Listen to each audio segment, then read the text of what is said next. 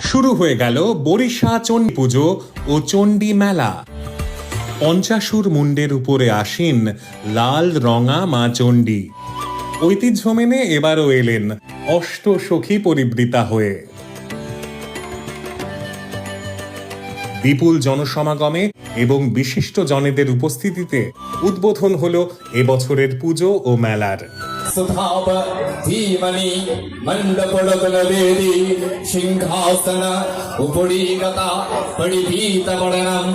পশ্চিমবঙ্গের অন্যতম প্রাচীন এই মেলা এবার 233 বছরে পদার্পণ করল।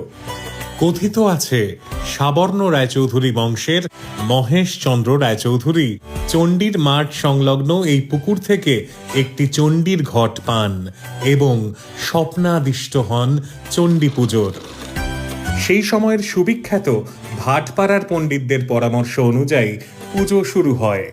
পুজোর অঙ্গ হিসাবে সেই সময় নানা ধরনের বলি হতো, যার মধ্যে ছিল মোষ বলিও।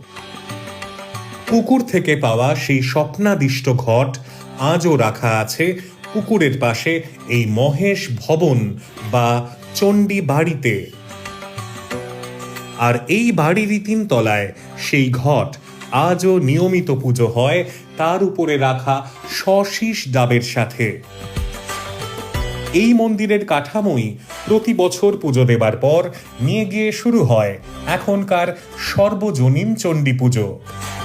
দূর দূরান্ত থেকে এই মহেশ বাড়িতে পুজো দিতে আসেন অগণিত দর্শনার্থী।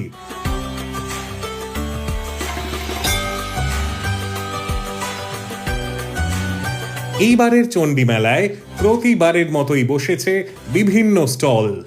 মেলার ঐতিহ্য মেনেই আছে নাগরদোলা থেকে ঘুর্ণি আর খাওয়া দাওয়ার পসরা। 2025 সালের মেলা চলবে 7ই ডিসেম্বর পর্যন্ত।